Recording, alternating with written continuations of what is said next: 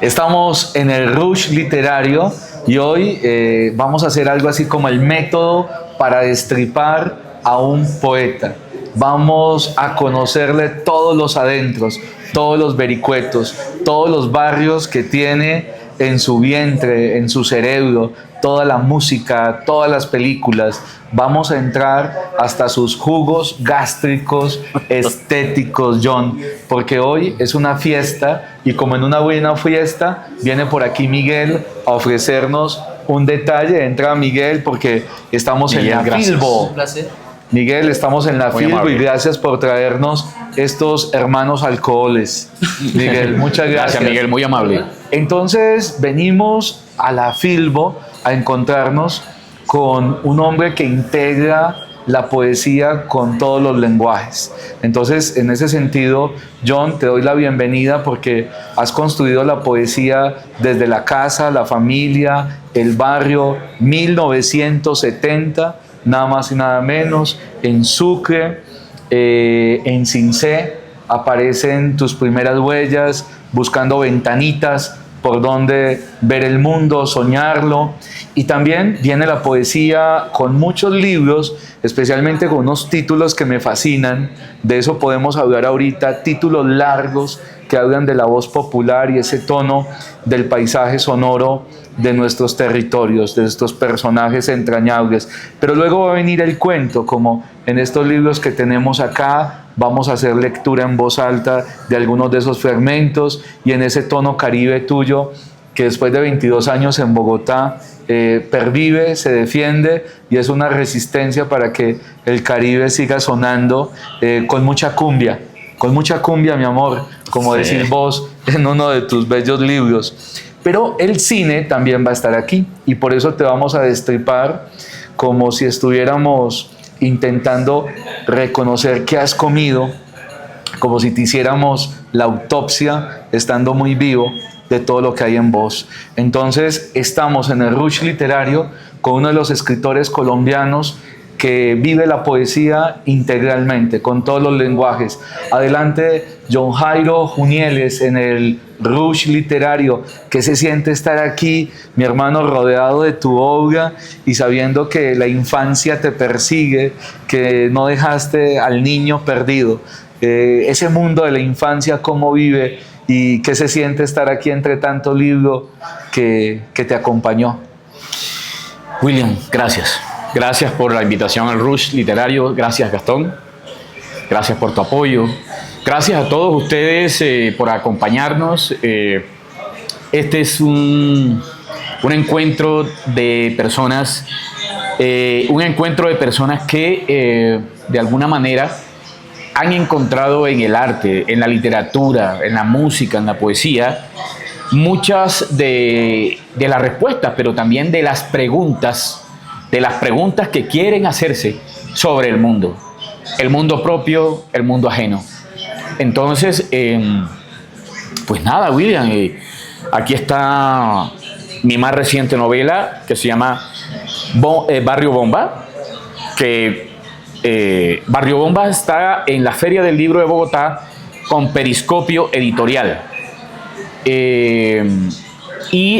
Pueden encontrarla en el pabellón 3, primer piso. Entonces,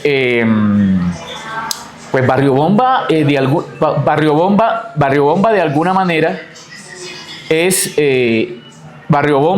alguna manera es la respuesta a lo que muchas personas querían, y era encontrarse con sus barrios populares. Claro.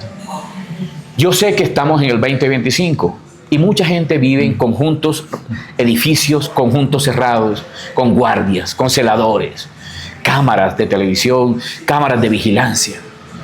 Pero hubo un tiempo en donde la mayoría de Colombia, la mayoría de Latinoamérica, del mundo, crecían en los barrios populares, con niños jugando en las calles,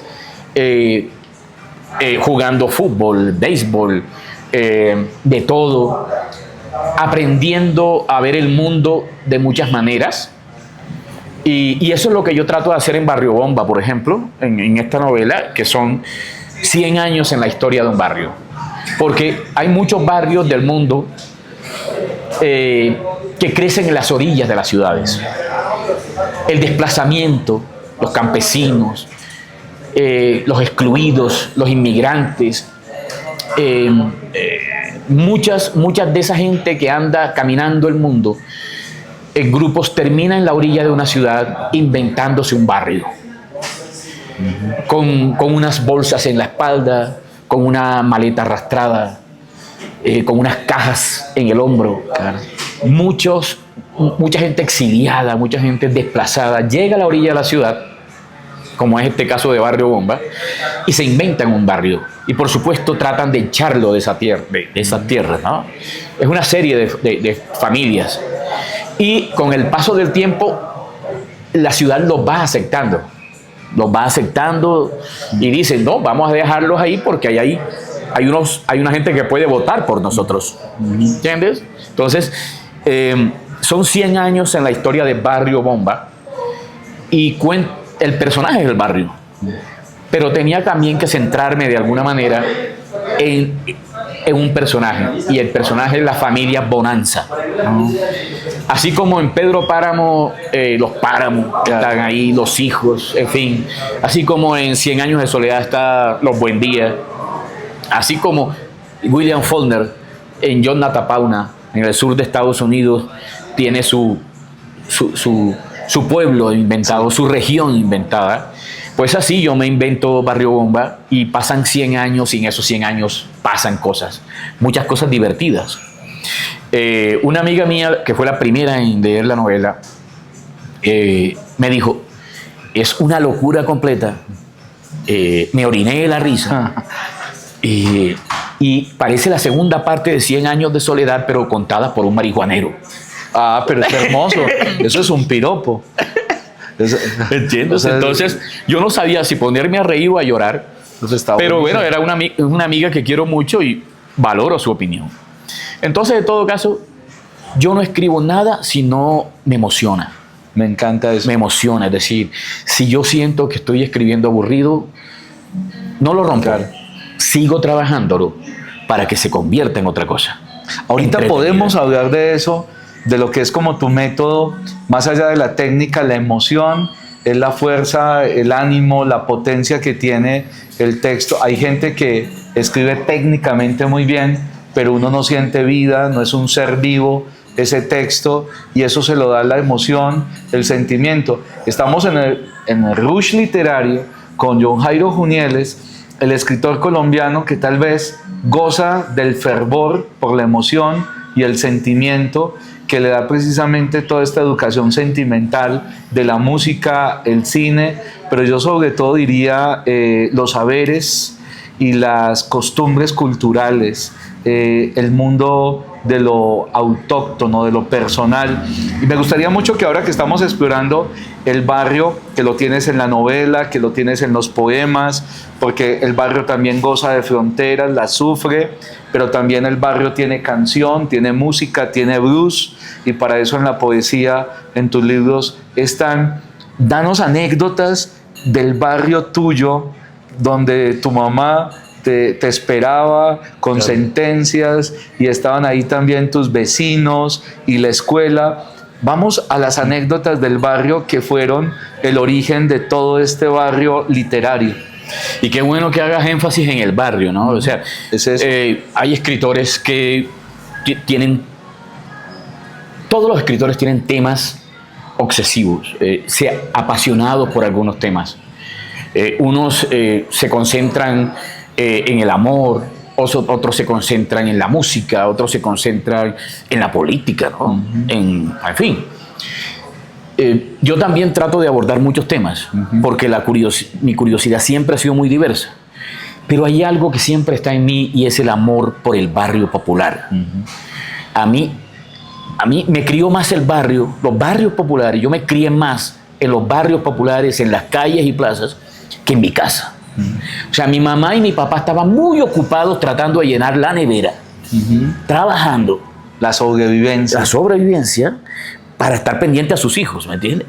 Entonces, por supuesto, ellos salían a trabajar y entonces yo me quedaba en la calle con mis amigos y con mis hermanos jugando jugando y... ¿Qué jugaban? Jugábamos fútbol, béisbol, Tapitas. tapita, la peregrina, una cantidad de juegos que ya ni siquiera se ven. Ahorita pues el juego que se está dando ahora, yo abrí mi apartamento hace unos días, abrí el apartamento y me dispararon un dardo en la frente.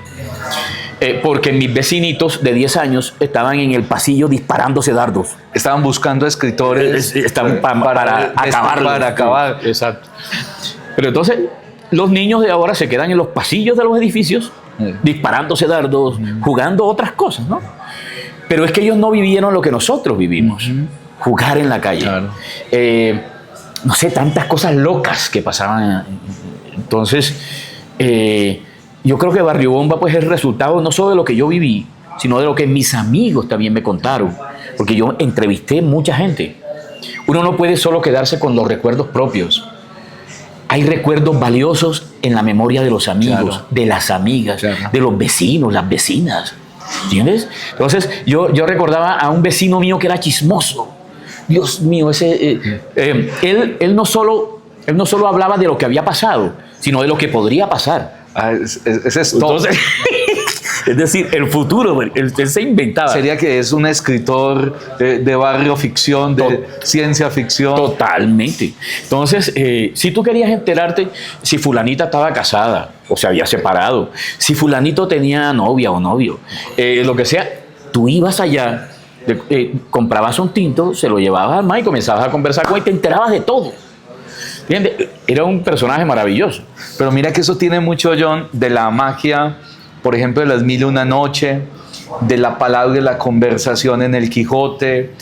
O sea, hay una cantidad de gozo, de un fervor por la oralidad que uno siente en tu escritura. Siempre hay gente hablando como es. Hay gente que se le nota el barrio. Incluso tenemos una expresión por ahí que dice que a fulanito le falta barrio. Y yo Claro. creo que vos sos el escritor con más barrio que hay en Colombia, porque es como si esa fuera la fuente del universo creativo. Y mira todos los personajes que acabas de nombrar. ¿Recordás más personajes de ese talante? Señoras, además que tiene los matices del Caribe, porque otra cosa sería un barrio andino, un barrio en el litoral pacífico, que también tienen su asombro, su Claro. magia.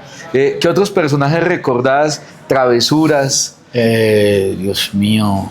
Las señoras, por ejemplo, porque los personajes femeninos en los barrios cobran sí, son una fantásticas. vigencia. Yo, por ejemplo, estuve enamorado por ahí como unas 15 o 20 vecinas, que yo recuerde, ¿no?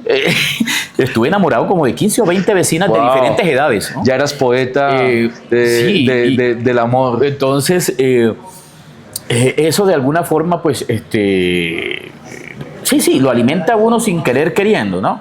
Entonces, porque, por ejemplo, yo viví muchos años en Cartagena, en barrio Getsemaní, por ejemplo. Yo a los 7 años llegué a Getsemaní. Como el alma Cartagena. de Cartagena. Sí, es el barrio en donde se sigue viviendo un espíritu diferente. En fin. Donde está viva la historia, incluso. La Las historia. paredes tienen la memoria histórica. Ahí. Las canciones, te quiero llevar a eso, y tienes una hermosa camiseta con el vinilo. Uno quisiera estar en el lado A, en el lado B, siempre está el barrio, es hermosa esa camiseta. Y el barrio tiene canciones. Incluso en 2002 aparece un libro tuyo donde el barrio y la frontera se juntan. Las canciones de un barrio, ¿cierto? En la Pero se frontera. nota que has investigado. Claro, de eso se trata. Gracias. Y Sí, mira, se trata de las canciones de un barrio en la frontera. En la frontera. Sí, es un libro de poesía que ganó el Premio de Poesía Ciudad de Bogotá en el 2001. y el concepto frontera y las canciones. Claro. Supongamos que el niño JJ, John Jairo, ¿sí? Imaginemos la canción en el lado A, ¿cierto? Tenemos el vinilo en el lado A, la pista número 1, ¿cierto? Ese niño que está corriendo de la escuelita a la casa, o de la casa a la calle, Sí. ¿qué canción debería estar escuchándose por allá en los años 70? ¿Qué que viniera acá? La pista 1 del lado A. Yo recuerdo muchísimo 1920 de Johnny Ventura. Porque es un tema en donde es un tema que dura, no sé si me equivoco, pero dura casi 10 minutos. Sí. Entre 10 y 12 minutos, larguísima. Es decir, era una canción rarísima, ¿me entiendes? Porque uno creía que la canción se iba a acabar y seguía. O sea, se acababan, ¡pum!, entraban los tambores. Otros 3 minutos, se acababa, ¡pum!, entraban las trompetas. Entonces, duraba 10 minutos. Sí, duras 1920 de Johnny Ventura, casi 8 minutos. Dura. Entonces, era una canción que siempre la poníamos porque tenía muchas canciones dentro de ella, como 7 canciones dentro de la canción. Entonces era rarísima. Pero también mucha champeta, los orígenes de la champeta que se le llamaba terapia. La terapia, claro. Y la terapia venía de África, de África y también de Curazao, de Jamaica, en fin. Entonces a Cartagena llegó mucho eso, porque es que también llegaban muchos buques de Estados Unidos, de Nueva York, y ahí llegaban los vinilos con música de todo el mundo. Entonces, tenían que pasar 6 meses, 1 año, para que la música llegara a Bogotá. Primero entraba a Cartagena. Por el Caribe. Claro. Tolú en Sucre. Claro. Coveñas, Cartagena, en fin. Entonces, pues ya van 2. A ver, tenemos a Johnny Ventura, 1920. El Getsemanicente, que la canta Lucho Algarín. Celia Cruz, escuchábamos mucho a Celia. Con la Sonora. No, pero es que son muchas. Bueno, pero es que también lo bonito del Caribe es que es universal. Claro. También escuchábamos música sinfónica. Claro. Es rarísimo. Sí. Tú a las 7 de la mañana estabas escuchando un vallenato. A las 11, salsa. Y a las 3 de la tarde, un vecino tuyo te ponía Beethoven. O sea, es una vaina loquísima, ¿me entiendes? Loquísima. O sea, ¿por qué? Porque cada persona tenía sus intereses, pero no se quedaban en un solo interés. Son personas muy curiosas. La educación sonora. Del mundo. Sí, curiosas del mundo. Eso es el Caribe. Sí, y por eso todos somos caribeños. Claro. Porque yo conozco aquí en Bogotá gente maravillosa que no se queda solo con la música andina. No, ellos exploran la música disco. Les gusta, por ejemplo, los grupos estos maravillosos del Pacífico. Claro. Que tienen unas percusiones maravillosas. La marimba. Sí. Tantas cosas. Claro. Entonces, nada, mi trabajo se alimenta. Mi trabajo se debe a las personas que yo entrevisto. Por eso yo converso mucho con la gente, los grabo con el celular, las historias que ellos me cuentan. Porque uno es tan egoísta que piensa que la historia de uno es la que merece ser contada. Mentira. ¿Y la historia de los otros? Porque hay gente que la ha pasado más duro que nosotros.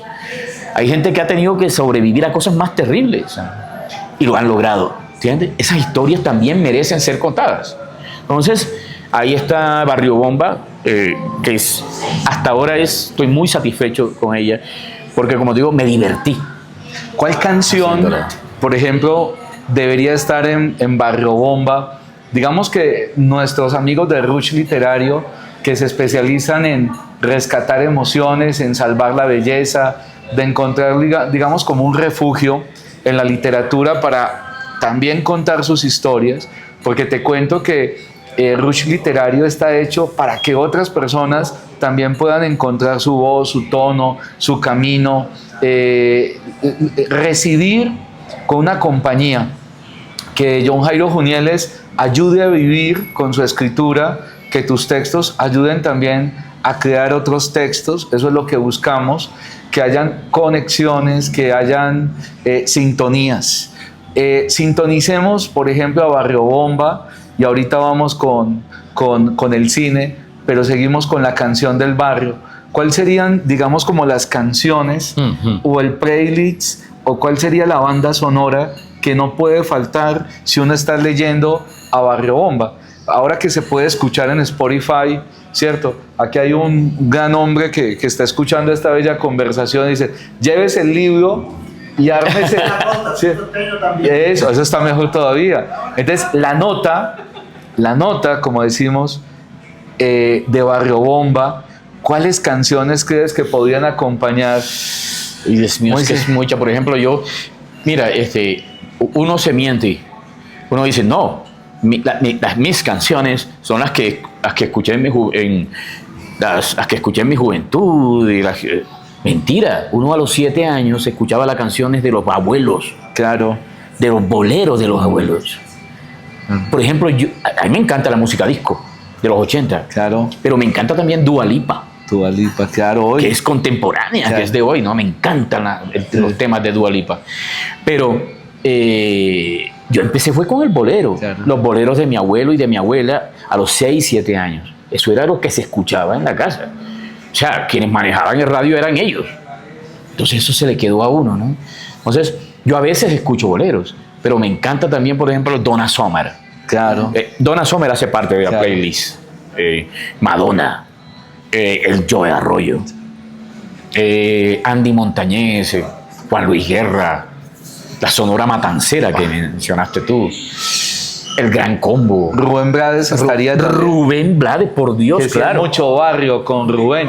Claro, Willy Colón, por supuesto. La Fania que tanto dialoga también con estas estéticas que vienen de Nueva York. También. Porque quién lo creyera, pero el Caribe está más cerca de Nueva York que las ciudades capitales nuestras de América Latina. El Caribe conversa más con Nueva York, con Queens, con el Bronx. Uno podría decir incluso que estos distritos de Nueva York en los años 60, 70, incluso todavía los 80, eran como si fueran extensiones de Ciudad de Panamá, de San Juan, Santo Domingo, Barranquilla, Cartagena. Había una vecindad que llegaba hasta Nueva York, ¿cierto?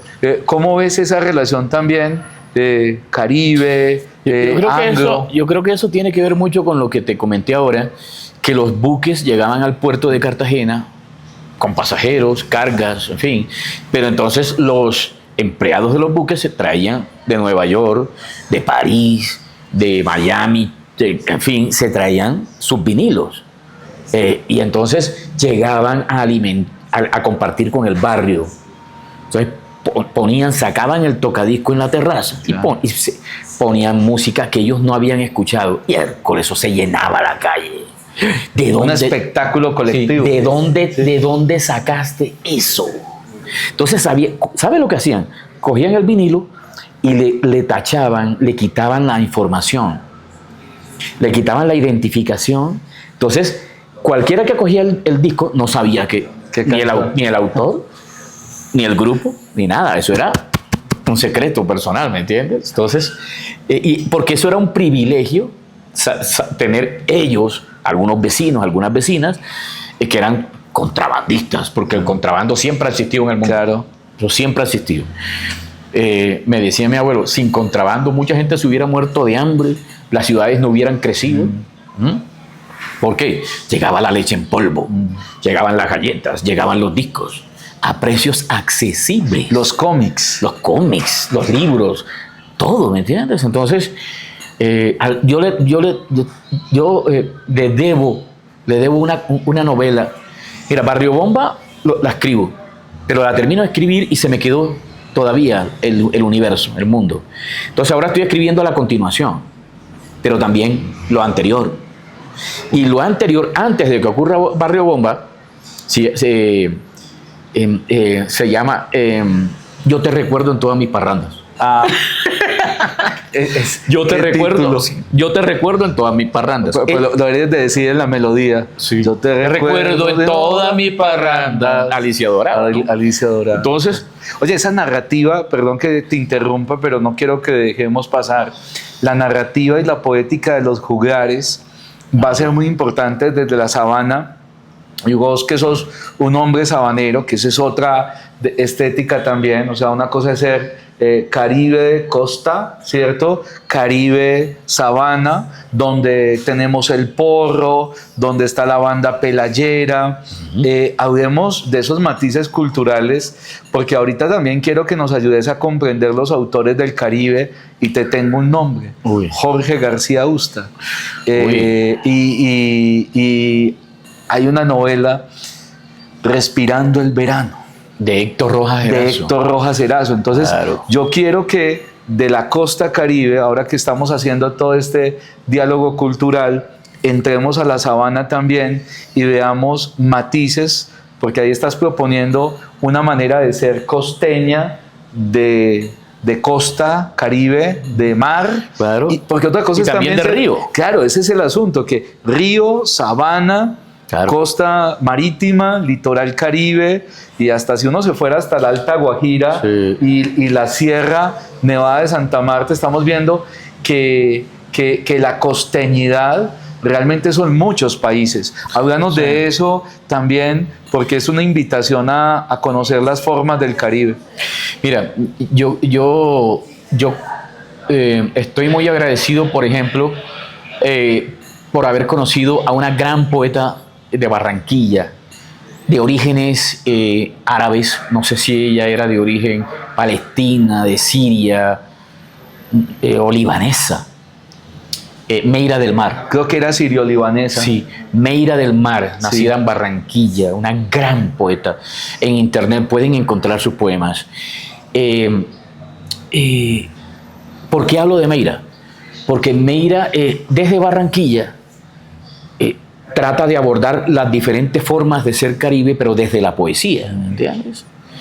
Y bueno, ahí estaba Barranquilla, estaba Puerto Colombia, pero también estaba el río Magdalena, Claro. todo ese rollo, ¿no? Entonces, en ella confluyen muchas cosas bonitas. Yo invito a que busquen en internet, cuando puedan, la poesía de Meira del Mar. ¿Por qué me acordé de Meira? Porque ella es hija de inmigrantes sirio-libaneses. Jorge García Busta era nieto de inmigrantes sirio-libaneses. De Alepo, Siria, llegó el abuelo de Jorge a Ciénaga de Oro. Y ahí tuvo como 40 hijos. Y Jorge era uno de sus nietos. Y Jorge, pues como hacen muchas familias, como es lógico, se fue del pueblo de Ciénaga de Oro a Cartagena a buscar mejores vidas, ¿no? A educar a los hijos, la familia, en fin. Y Jorge llega como a los 13 años a Cartagena y comienza a estudiar. Y Jorge, no sé a qué se deba, pero en todo caso se convirtió en un gran poeta, un gran cronista, un gran investigador y sobre todo un gran maestro. Él se preocupaba mucho porque todo lo que él aprendía, compartirlo. Incluso el cine. Cine, él fue como 10 años jefe de prensa del Festival de Cine de Cartagena.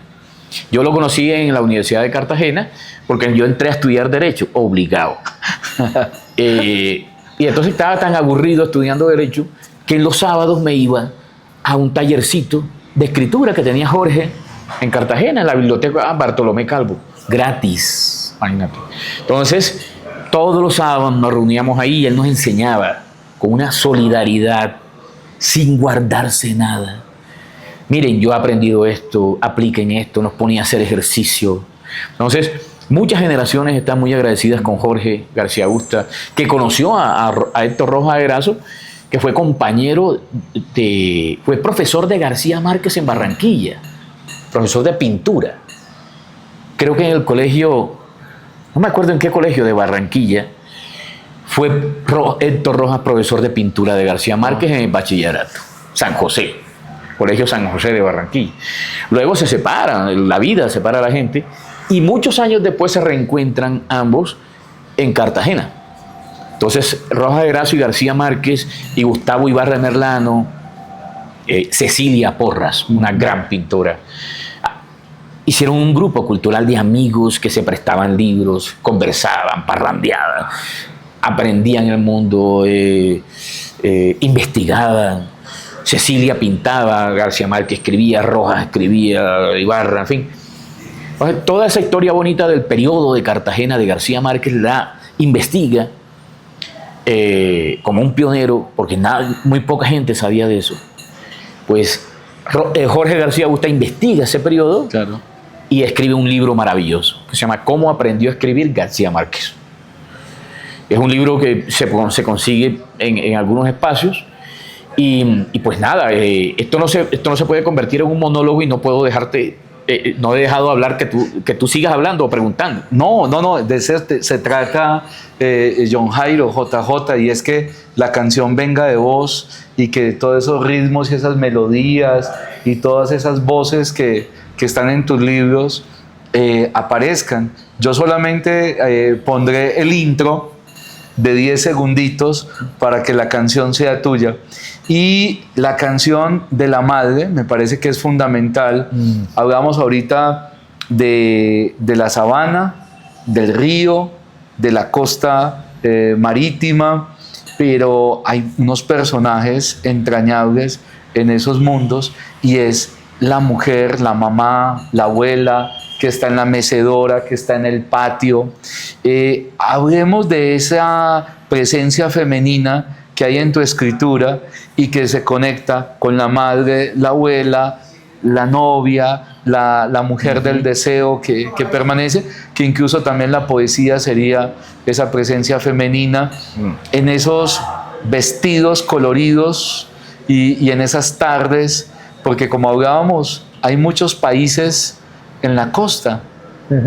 Y yo creo que tus libros están muy enriquecidos de esos matices diversos de lo femenino, de la sabana, del río, del mar, ¿cierto?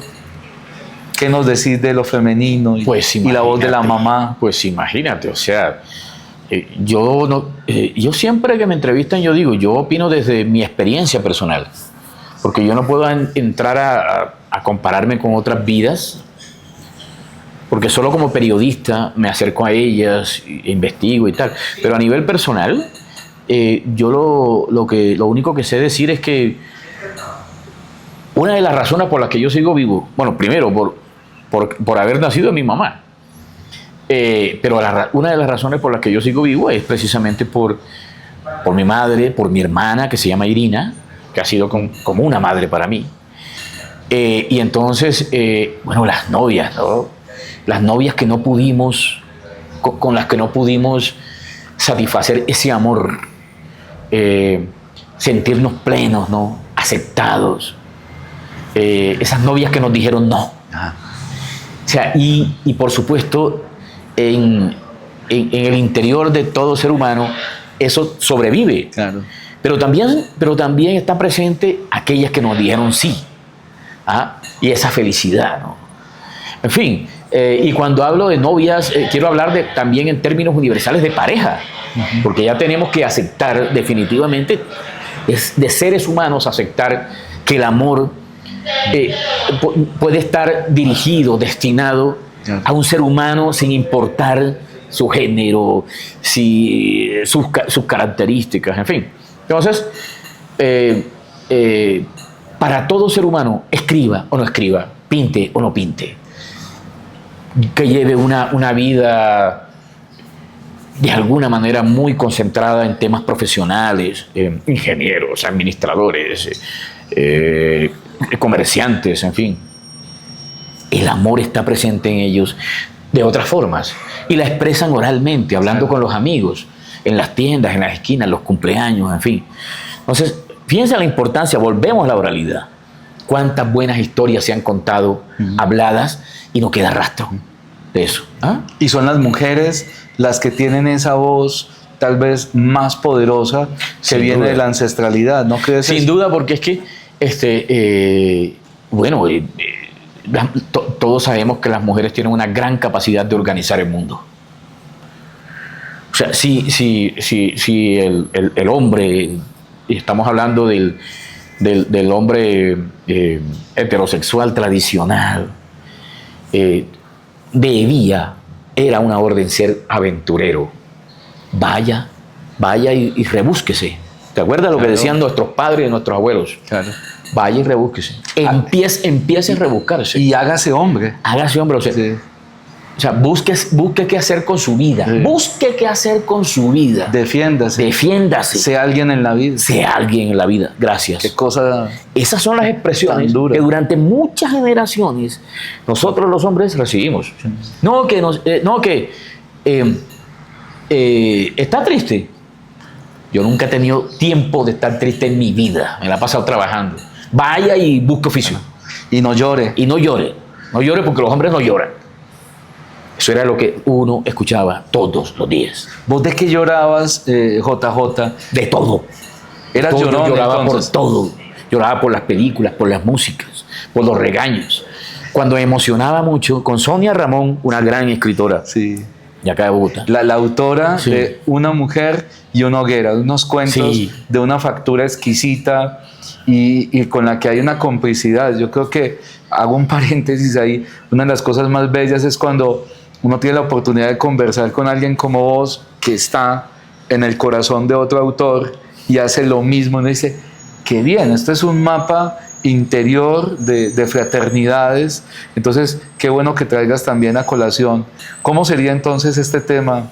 No, nada, en el sentido que yo he conversado esto con Sonia, en el sentido que yo no quería creer eso de que hay personas que sienten más que otras. Eso es verdad. Eso es verdad. Yo me decía, no, las personas que sienten muchísimo se callan, lo llevan por dentro. O sea, o sea, las ideas preconcebidas, prejuiciosas que yo tenía con Sonia cambiaron. En el sentido que me dijo, sí, John, o sea, está diagnosticado. Hay personas que sentimos, o sea, es una cosa, es una cosa ni siquiera de percepción, sino anatómica. Claro, Se siente en la Somática. piel, se Sí. somatiza claro. las experiencias emocionales. Y es que mira la gestualidad tuya Sí, claro. y cuando llorabas, ¿cómo te Yo no gestualizabas? tengo una Te lengua, metías. tengo tres. 1, 2 y 3. Entonces yo hablo con las Y, tres.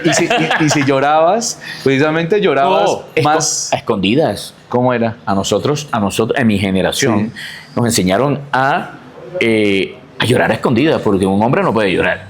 Es un signo de debilidad. Y en el Caribe es más fuerte. Y más fuerte. Pero en el siglo XXI también sigue siendo una realidad. Sigue siendo una realidad. O sea, es un signo de debilidad. Llorar ayuda para algo. A nivel personal sí, pero que no te vean. Porque eso es un signo de debilidad. Y el que diga lo contrario se está mintiendo. Eso es paja. Eso es carreta. Incluso con tu pareja, ¿no? Con la persona con la Solo que en muy uno- pocas oportunidades. Sí. Solo en pocas oportunidades me he abierto a eso. Y casi siempre me he arrepentido. Claro. Pero no, pero con los amigos es diferente. Sí. Porque hay otro tipo de relación. ¿Cómo es la experiencia de ese lloro, de ese llanto con un amigo? ¿Has tenido esas ocasiones en las que el llanto es incluso en coro? Porque pasa Claro. mucho que como que compartimos historias similares y ahorita me encantaría que habláramos también de esa conmoción interior con el cine. También, porque uno llora con personajes. Claro. Incluso has llorado con canciones. Con canciones, con películas, con historias que me han contado otras personas. En fin, son tantas las experiencias, son tantas las experiencias humanas que nos tocan, ¿no? Y tus personajes lloran. Muchísimo, muchísimo. Yo soy una plañidera y pongo plañidera eran las mujeres que en algunos cementerios de la costa se alquilaban para llorar. En el cementerio de Manga en Cartagena, y yo lo cuento aquí en la novela del hombre que hablaba de Marlon Brando, todavía, yo no sé si todavía sobreviven, pero cuando llegaba el funeral, la señora se ofrecía, mire, yo soy plañidera, puedo llorar por su muerto. Y efectivamente la contrataban y esa señora se largaba unos llantos y unos gritos y rezaba, en fin. Era todo un teatro maravilloso.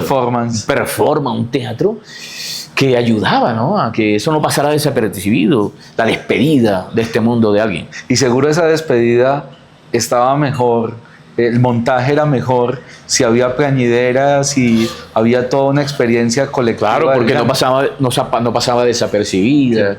De alguna manera, la plañidera lloraba todas aquellas lágrimas que las otras personas que estaban ahí no podían. O no podían por cualquier razón. ¿Entiendes? Entonces, eso, yo creo que... John Jairo, una canción o una película para llorar. hagamos como una Uy, por rebobinemos. Dios. ¿Te acordás cuando teníamos la maquinita esta Claro. para rebobinar los tacos? O rebobinábamos con el lapicero el cassette. Yo no puedo ver, Rebobinemos. claro, yo no puedo ver, por ejemplo, Cinema Paraíso Ah, Tornatore. de Tornatore, yo no puedo ver, o sea, la he visto en mi vida unas 3 veces, pero ya, o sea, no puedo verla y si pienso verla otra vez, tengo que verla solo, porque yo sé que me genera una conmoción muy fuerte y no quiero que haya testigos de eso, ¿no? No sé, son tantas películas hermosas, porque, y siempre se lo digo a mis estudiantes y a la gente en donde intervengo, la gente ve mucho Netflix ahora, HBO, plataformas, Disney, etcétera, pero se olvidan que todo lo que ven, las series de televisión, las películas que ven, Netflix, HBO, Disney, Canal Plus, etcétera, todas esas películas y series que ven antes tienen que ser escritas. Claro. Es decir, la imagen no puede, es decir, la imagen del cine, si se quiere hacer un cine integral, armónico, universal, tiene que partir de la palabra, por lo menos en mi concepto. Hay otros que seguro que tienen otra opinión, pero yo no conozco una gran película que antes no haya tenido que ser escrita, en un guión, en un libreto. La palabra siempre está ahí.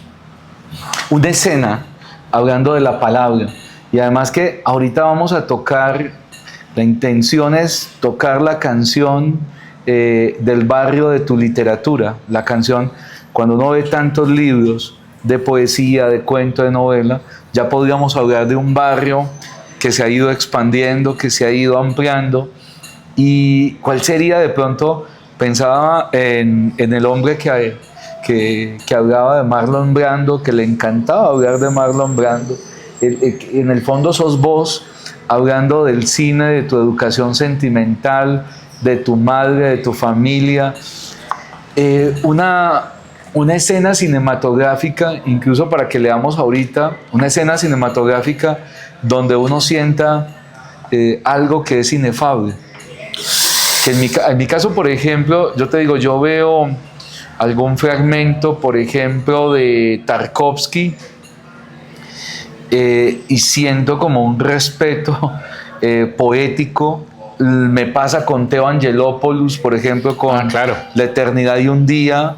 Esa escena, la mía, la comparto, es el mundo del bus en el que se monta el hombre mayor que se va a despedir de alguna manera y va con el niño que va como a extender un poco también su mirada poética del mundo, y en ese bus se sube todo tipo de personas, y ahí eso es como una secuencia donde toda la vida se está contando en ese bus. Entonces esa es la que yo me quedo entre tantas. Qué pena, ¿me recuerdas el título de esa? La eternidad y un día, La eternidad de Theo Angelopoulos, el griego, ¿no? El griego, que incluso creo que murió atropellado por una moto o un accidente en un set de grabación. La vida es un mundo de contradicciones y azares cruzados.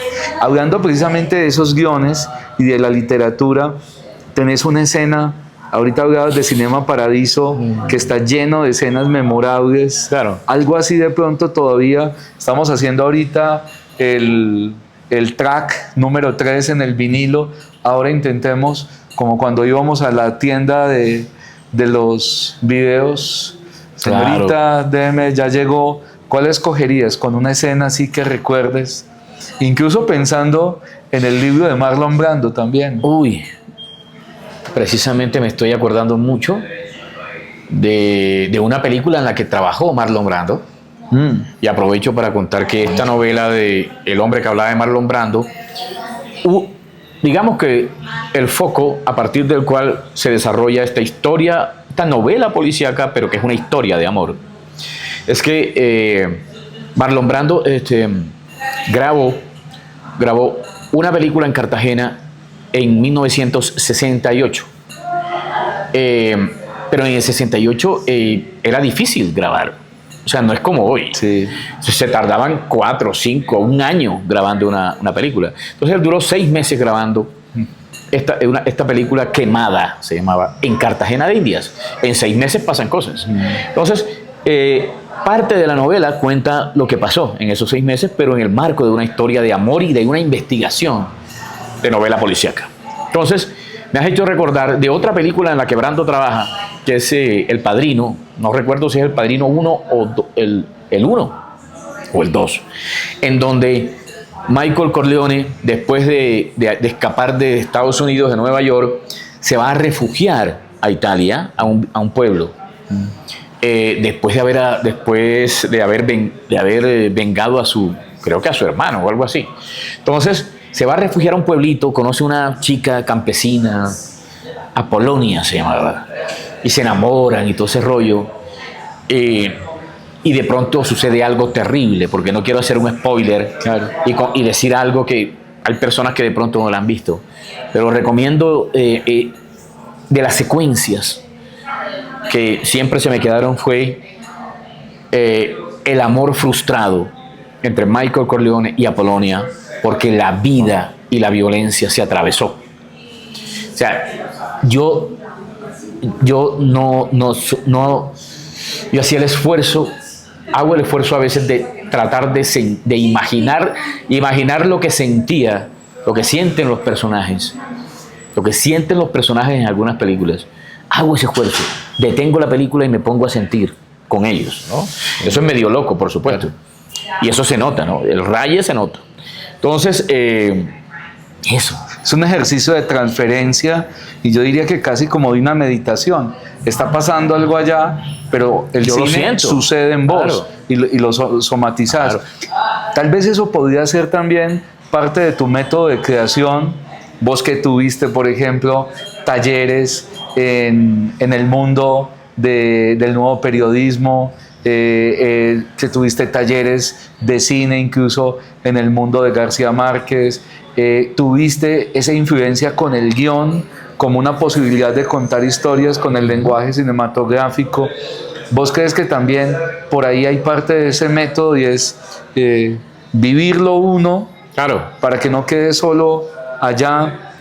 ¿Eso te ha servido de alguna manera, John, también? La crónica, el guión, el sentir el cine para poder hacer que este barrio sea como es. Claro, me estoy acordando mucho de un gran amigo de García Márquez, se adoraban, Graham Greene, el británico, el inglés, el autor de El tercer hombre, el autor de El poder y la gloria, de tantas novelas hermosas.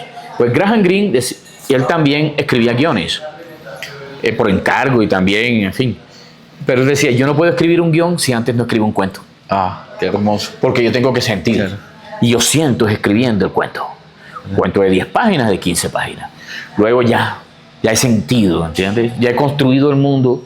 Entonces, con ese cuentecito de 10 páginas o 15, empiezo a escribir el guión. Ya tengo el material, ya tengo el mundo, ¿no? Porque eso es un método. Otras personas tienen otro. Entonces, hay otras personas que enseguida se ponen a escribir el guión. Fulanito dijo esto. Fulanito abrió la puerta. O sea, una vaina bien técnica. Ese es su estilo y si le funciona, excelente. Pero a mí me quedó esa sugerencia o enseñanza de Graham Greene. Primero, crea el mundo. Así sean 10 paginitas. Siente los detalles y los elementos del mundo. Y después, el guión. Primero lo siento, luego lo escribo. Es bien fuerte eso. O lo escribo al mismo tiempo que lo siento, ¿no? Claro. Es un proceso complejo. Pero mira que en ese sentir ya hay una especie de cinematografía, porque el lenguaje está haciendo que tenga movimiento, que las descripciones, que la caracterización diga algo, que los verbos propongan realmente acciones que sean valiosas, que haya una decantación, porque el asunto tampoco es que quepa todo, porque luego eso se va a condensar, claro, en otro lenguaje. Entonces es como precisión, contundencia, intensidad tal vez, John, hacerlo así. Sí, es que hay unos directores y guionistas que tienen en cuenta unas cosas, otros otras. Unos hacen énfasis en unas cosas, en fin, son estilos diferentes. Como te estamos destripando y la idea es que queden todos los jugos estéticos de los que has bebido, En tu caso, por ejemplo, un poema también tiene su hijo narrativo, o tiene el cuento, por ejemplo, su hijo, su hermanito, su conexión, digamos, familiar con el poema. ¿Qué tanto, por ejemplo, como en el caso del guión, lo siento con el cuento, luego lo vuelvo guión? El poema, por ejemplo, para vos ha sido un camino narrativo, lo narrativo, un camino a lo poético. ¿Cómo juegas en el método para combinar técnicas, escritura, lenguaje? Cada género tiene una dificultad diferente. Para escribir novelas, dificultades diferentes a escribir poesía. Son diferentes tipos de dificultad. Pero que sale uno adelante si uno le pone pasión. Sin pasión, estás perdido, ¿no? Es más, yo tengo amigos que su pasión es el dinero. Yo te escribo un bestseller, dame 70 millones, dame 150 millones, y yo te lo escribo, no hay problema. Y lo firmas tú, no hay lío. Y tienen el método. Para que funcione. Pero eso es, o sea, no quiero discutir moralidades ni cosas por el estilo, pero hay gente cuya pasión es el amor, otro es el odio, otro la venganza, otro... Hay otros escritores como Pambelé. Quiero ganarme el cinturón para comprarle una casa a mi mamá. ¿Me entiendes? Diferentes tipos de motivaciones, ¿no? O para que me quieran mucho. O para que me quieran mucho. O como digo yo en una entrevista que acabo de responder, yo escribo para que mis amigos me recuerden cuando están en la parranda. Como la canción de Alejo. Que me recuerden cuando estén en la parranda. La parranda. Como Alicia Dorada. Vida es una parranda. Claro. Entonces, es eso. Ahora, no hay escritor si no escribe. No hay escritor si no escribe, sí. Pero tú te estás leyendo a ti mismo. El primer lector de tus libros eres tú. Si tú te aburres escribiendo, los otros se van a aburrir también. Claro. Entonces, ¿qué tienes que hacer? Tigre, trabaja, cambia, modifica, investiga, entrevista, pero hasta que tú no te sientas que estás entretenido, que quieres ver el final de la historia. La pasión lo mueve todo. Estamos en el rush literario porque te falta cumbia, mi amor. Donde está la poesía, donde está el sonido de tamboras, de tambores, el sonido del Caribe, en John Jairo Junieles. Y quisiera hacer una experiencia, y es que te leas un poema y que intentemos hacer un vaso comunicante, una correspondencia con alguno de los libros más narrativos, con los cuentos o con la novela. Vamos a encontrarle un hermano narrativo al poema o un hermano del cuento o de la novela. Acá vamos a hacer híbridos. Claro. Como en este momento estamos destripando tus procesos de creación, vamos a encontrarle visceralidades al poema con los cuentos. Siempre tenemos en el rush literario una experiencia creativa con nuestros amigos invitados, y es que este espacio también sea una experiencia, John, para que te la juegues creando. Entonces, claro, el poema que el azar intervenga. Total, y que el poema que hay acá le encontremos una visceralidad compartida, ¿cierto? A otro momento, así como a ver qué sale. Intuición, el azar hace mejor las cosas, decía Cortázar. Presentir es una forma de saber, ¿no? El instinto es una forma de conocimiento. Bueno, a propósito, hagamos un paréntesis. Ese que escoges, ¿lo escoges con qué intuición? O sea, la intuición del amor. El amor que tiene múltiples rostros, múltiples formas de representarse, múltiples formas de sentir. El amor por... tan plural, ¿no? Sí. Por la novia, por el novio, por los libros, por las películas, por la comida, por las experiencias chéveres, bonitas, por la soledad, por la soledad, por conocer nuevos lugares, ¿no? Los sonidos. Los sonidos, los olores, las esencias, ¿no? Se supone de que uno de los sentidos más antiguos es el olfato, porque el olfato presentía lo que tú no veías, ¿no? Lo que estaba a 1 kilómetro. O sea, en la prehistoria, el hombre, el ser de las cavernas, se defendía mucho con el olfato. Ese poema que tenés ahí, ¿cuál es la página? Página 9. En la página 9 de ese poema tendrá más olfato, tendrá más sonido, tendrá más tacto. Si te pones a hacerle el levantamiento al poema, la disección, lo sentís más hacia qué órgano de los sentidos. Múltiple. Todo está ahí. Múltiple. Bueno. Este poema que hace parte del libro Te falta cumbia, mi amor, que está siendo lanzado en la Feria del Libro de Bogotá 2025, se llama Los Enamorados. Señor, mira a los enamorados, mitad lascivia, mitad ternura, siempre a merced del miedo, los malentendidos y las horas salvajes. Son tan indefensos, ya tú sabes. A veces parecen pollos sin cabeza. No dejes que se pierdan en la corriente de los años.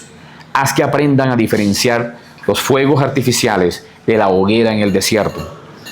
Deja que descubran que toda ansia del fin del mundo es en realidad deseo de sembrar en otro mundo un nuevo plancton.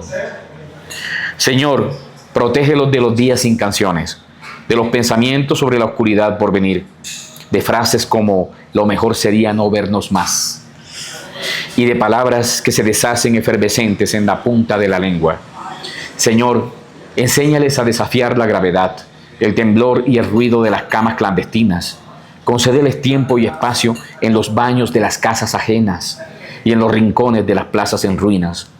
Señor, a veces los enamorados sienten que su dolor no tiene oídos, que se topan el apocalipsis en cada vuelta de esquina. Haz que comprendan, por favor, que no hay mapas, tampoco caminos. Son tan indefensos, ya tú sabes. Esa imagen, eso es una plegaria, o sea, es un acto también como de amor, es una plegaria casi como cuando uno recuerda en Álvaro Mutis también, el de Moirología, también sentía a Raúl Gómez Hattin pidiendo esos ángeles clandestinos. Es una oración, pero me impresiona mucho ese no tener canciones. Qué terrible la vida sin canciones, sin películas, sin la voz de la madre, sin los sonidos. Sin las pinturas, sin las fotografías. Y por eso recuerda lo que ya sabemos todos. No tenemos que ser escritores. Lo sabe el ingeniero, la enfermera, el comerciante, el chofer, el taxista. Que el arte, es decir, la música, la literatura, el cine, etcétera, existen porque la vida no es suficiente. La vida no es suficiente. Y gracias a la música, la literatura, las conversaciones con los amigos en los cafés, la oralidad, la vida adquiere un sentido, porque a veces la vida pierde sentido. Y es gracias al arte que recuperamos esa voluntad de seguir adelante. ¿Cuál es la visceralidad con la que quisieras ir mezclando este poema con estos otros libros? ¿Con cuál lo podrías con Barrio Bomba, mezclar? Porque el amor también está presente en Barrio Bomba de muchas formas. Pues entremos. Esta es Barrio Bomba, al vientre. mi segunda novela, que también está en la Feria del Libro de Bogotá, publicada por Periscopio. Y cuando digo el amor está de muchas formas es porque todas las edades, formas, a veces empiezan bien, a veces empiezan mal, a veces empiezan mal pero terminan bien. En fin, el amor, por ejemplo, a la calle, ¿no? Que yo siempre he tenido. Por ejemplo, aquí, algunos decían que Barrio Bomba era tan feo que muchos no querían ser sepultados en su cementerio y ahorraban durante décadas para ser enterrados en el cementerio central de la ciudad. Pero no todos alcanzaban a cumplir aquel deseo y terminaban con sus huesos en el camposanto del barrio. que en realidad parecía una fosa común, en la que numerosas tumbas no tenían cruces, nombres y a veces ni siquiera piedras sobre la tierra del fallecido. En una pared cercana había un grafiti que decía: lo triste no es ir al panteón, sino quedarse allí. Es hermoso. Mira, y incluso es bello por ese juego coloquial, ese tono, cómo hablar del barrio sin que aparezca la voz, el tonito, el alma que identifica la característica de los personajes.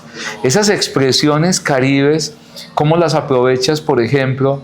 ¿Cómo las has dejado por acá? ¿Hay algún otro cuento de pronto o en la novela?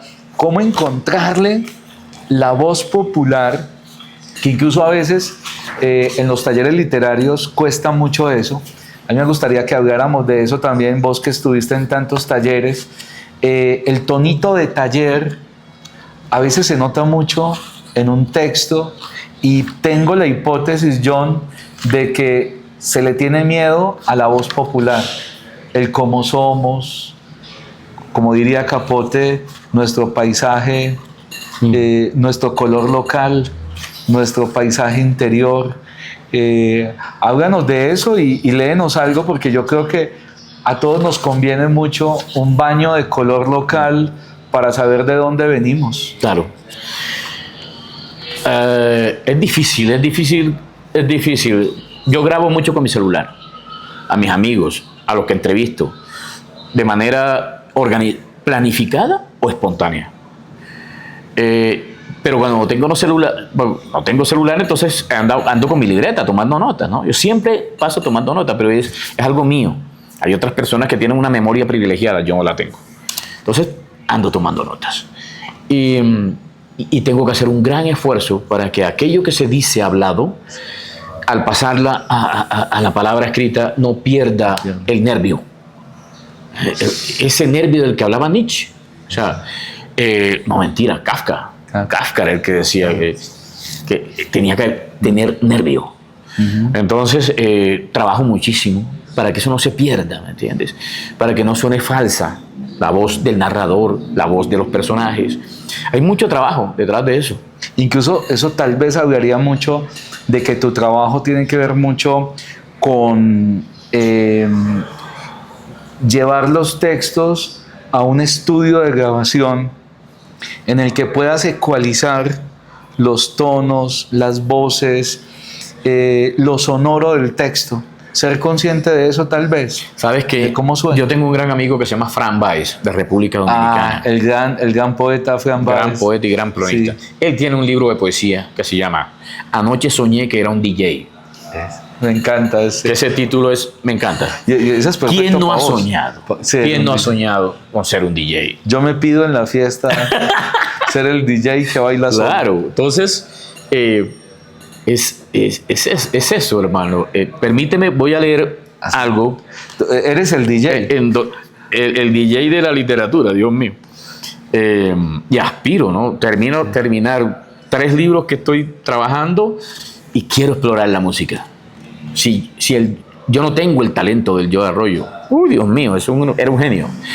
Pero Joe Arroyo no tocaba ningún instrumento, pero conocía la clave, los ritmos, y con los silbidos o tocando en la mesa, le indicaba a los músicos cuándo entra la trompeta, cuándo se acaba la percusión y vuelve a aparecer después, en fin.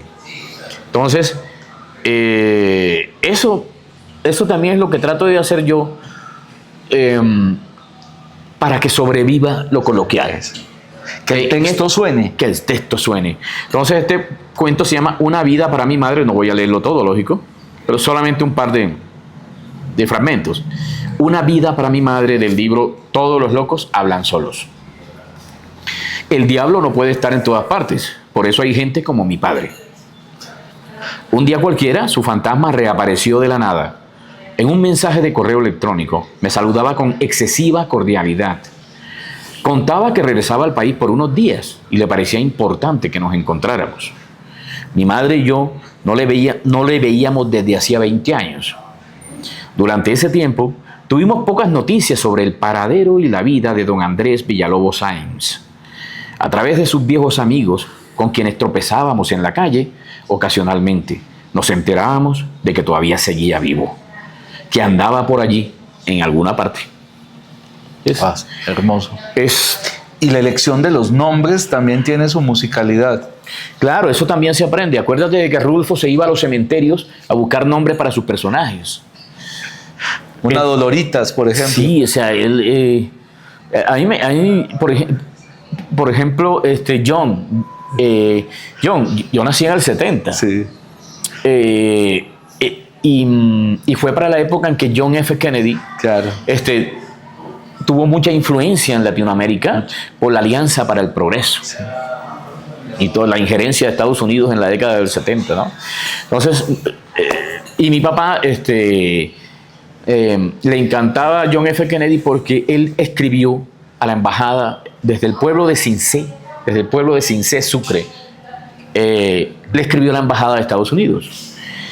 Porque él se enteró de que la Alianza para el Progreso, el programa de los Estados Unidos, estaba arreglando hospitales, elementos para los hospitales, bibliotecas, y él escribió y con un diccionario en inglés lo tradujo. ¿Ah? Y lo envió a la embajada. Pasaron los meses y de pronto, frente a la casa de mis abuelos, donde vivía mi papá, llegó un camión de la embajada de Estados Unidos con mesas, sillas, armarios, libros, etcétera, toda la biblioteca. O sea, solamente había que buscar el espacio y mi papá enseguida, por supuesto, se puso a llorar. Habló con el alcalde, habló con los concejales, no, busquemos un lugar, y lo consiguió. Y así fundó la Biblioteca del Pueblo. Y entonces quedó tan agradecido con John F. Kennedy. Qué hermoso. Que me nombró así. Yo quería que me nombrara así como por John Lennon, ¿no? Algo así. Claro.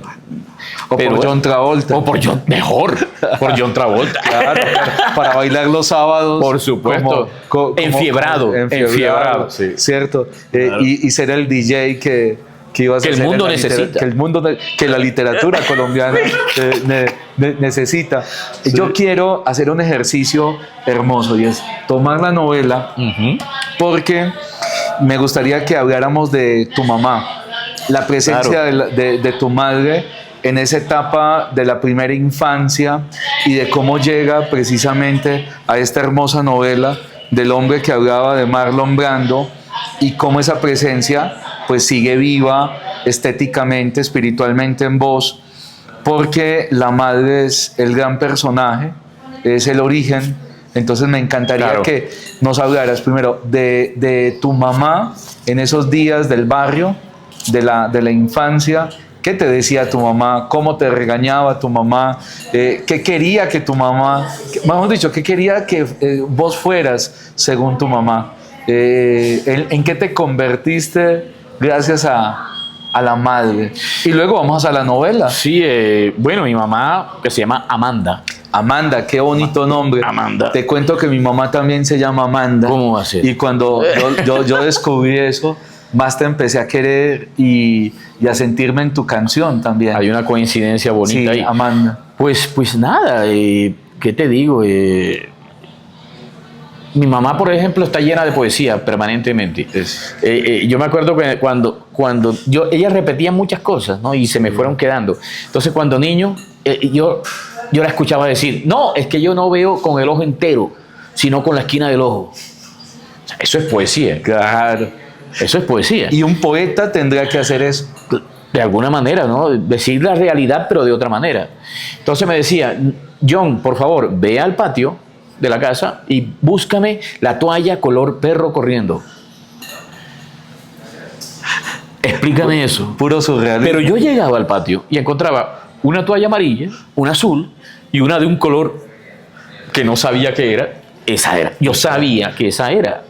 La toalla de pronto que más le gustaba, pero que de tanto haber lavado ya había perdido el color y era de todos los colores. Pero eso es dadaísmo puro. Dadaísmo y surrealismo y todo. Pero lo más bello es que entendías, comprendías más bien. Claro, me obligaba a mirar desde la poesía. ¿No? ¿Qué más? Seguí porque esto está muy bello. Entonces, las voces de Amanda. Claro. Yo estoy escribiendo ahora una novela que creo que se va a llamar Confesiones del hijo de la modista o Memorias del hijo de la modista. ¿Ah? Y Y me entusiasmé mucho sabiendo de que el papá de Gay Talese, uno de los padres del periodismo moderno norteamericano, es sastre. Sastre de Nueva York, italiano. Ah, con razón, Tales siempre era elegante. impecable, Igual que yo. Claro. Con su sombrero y todo. Borsalino. Sí, ¿sabes? impecable. Entonces, me entusiasmó la idea esa de, sí, vamos a hacer. Y estoy escribiendo eso en donde ella, por ejemplo, mi mamá conversa con los árboles, conversa con los animales. Un árbol, mira, hay pruebas de que hay un árbol de guayaba agria a la orilla del vecino. Y entonces ella llega donde el árbol y le dice, yo soy quien te echo agua, yo soy quien te echo abono, yo soy quien te cuido. Y todas las putas guayabas, o sea, salen para el lado del vecino. O sea, te doy 15 días. Te doy 15 días para que todas las guayabas estén de este lado. O si no, te mocho. Increíble. Te corto. Y mira, tengo testigos. La mujer que hablaba con los árboles. Con los árboles. Que les ordenaba. Claro. Qué buen título, ¿no? La mujer que hablaba con los árboles. Y con las gallinas. Y con los perros.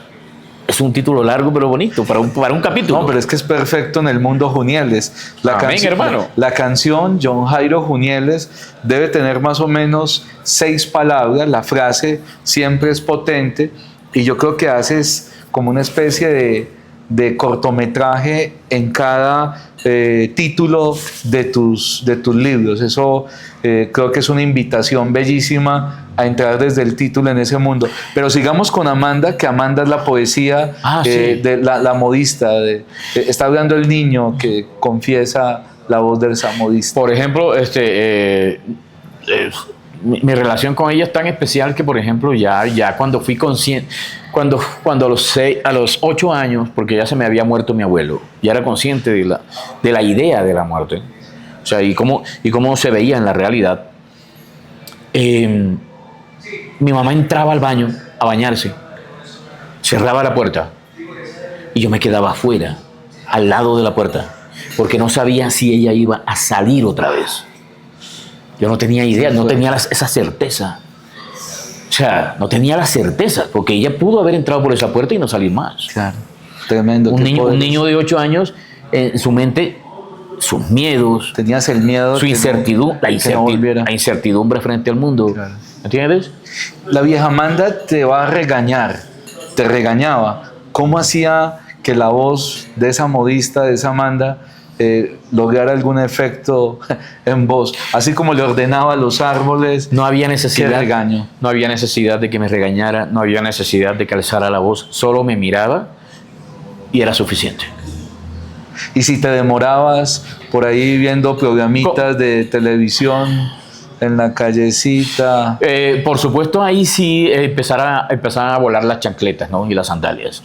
Y yo corriendo y las chancletas volando, dándole en mis orejas, pero era normal, o sea, en el sentido de que yo también fui muy travieso también. Fui muy demasiado. Muéstranos a Amanda en la novela, porque me parece que ahí hay algo que es como una especie de epifanía. Uno siente que el canto, la canción, la voz de la madre está viva acá, una madre que cose, que teje, una madre modista en medio de una grabación de una película con Marlon Brando.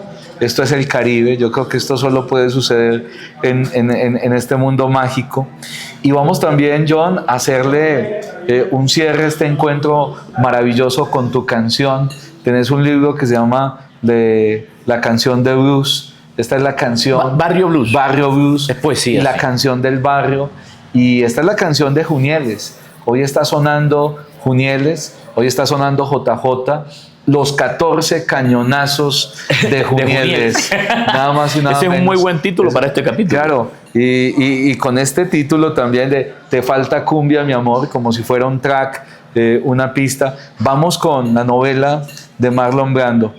Bueno, no tengo identificado el segmento, ¿no? De la novela, pero sí. Cualquier fragmento nos puede servir. Y la anécdota claro. en la que está también, digamos, como... Voy a leer el inicio, que la madre. Que me mandaron un WhatsApp hace algunos días de una persona que no conocía, no sé cómo consiguió mi número, y leyó el fragmento y me dijo, mira, esta es una de las cosas más hermosas que yo leo en mi vida. Yo, bueno, eso debe ser porque no has leído mucho. Entonces, pero me leyó en su voz esto. Este capítulo inicial de la novela se llama Nuevo Testamento, sobre una historia antigua. En aquel tiempo, todos miraban al cielo con ganas de saber quién llegaría primero a la luna. Mientras tanto, acá abajo todos se preguntaban de dónde había llegado la gente de la película. Aquellos eran los días del mes de octubre del año de nuestro Señor de 1968. El fantasma de la revolución paseaba por todas las calles del planeta y en Cartagena de Indias las cosas también empezaron a cambiar. Sobresalía entre todos ellos un actor llamado Marlon Brando, que por su figura parecía nuestro Señor Jesucristo en el Domingo de Ramos, pero sin burro. Como lo describió una anciana centenaria que lo vio caminando por la plaza de la aduana. Y así era. Brando tenía el pelo largo y cola de caballo. El bigote y la barba montaraz lo volvían una estampa ambulante del Sagrado Corazón de Jesús. Aquella que todavía se puede ver en algunos cuadros de la región, donde aparece con ojos de gorrión, capa escarlata de superhéroe y aureola de fuego perpetuo. Esto es Radio Junieles, en el 1970 del Caribe FM, de Sucre para todo Colombia. Gracias, hermano. Amanda sigue sonando, no se acaba. Y vamos con un poema de Te falta cumbia, mi amor, porque esa es la manera de despedirnos de la madre, que es la poesía. La poesía es la madre, la poesía es el vientre, y Amanda sigue sonando. En los lectores invitamos a que descubran a John Jairo Junieles, porque es una canción necesaria para todos los que buscamos la lectura, la escritura, que ayuda a vivir, porque todavía está sonando. Este es un poema también de música, pero bueno, la cumbia está muy presente en Argentina, ¿no? Y de Argentina es Cerati, Soda Stereo, en fin.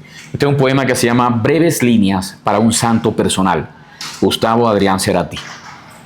Será porque también crecí en barrios donde llevamos una lista de lo que hace el vecino, pero no de lo que uno hace.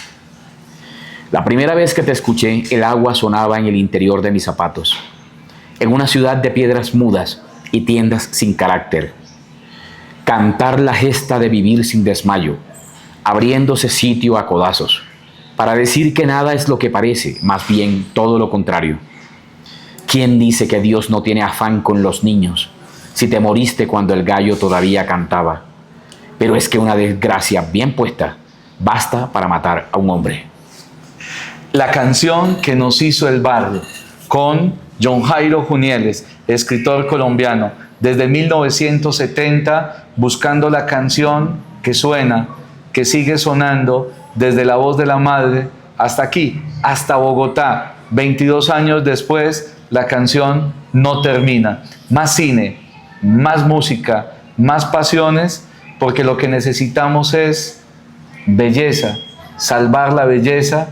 Y hoy en el Rush Literario ha estado John Jairo Junieles para que la canción no termine. Sigamos escuchando esta banda sonora. Y John, despídete de Rush Literario como si estuviéramos en una emisora de esa de los años 80 con la que vos te hiciste la infancia. William, gracias. Stone, gracias. Gracias por la oportunidad. Gracias. Espero que algo de lo que hayamos dicho les sirva de compañía. Esperamos que la curiosidad se haya aumentado, la curiosidad por el mundo, por todo lo que hay en el mundo. Gracias porque lo que tú decías, tenemos todos que poner nuestro poquito de música para que el mundo siga andando. Muchas gracias. Radio Junieles en el Rush Literario, la canción del barrio. Gracias.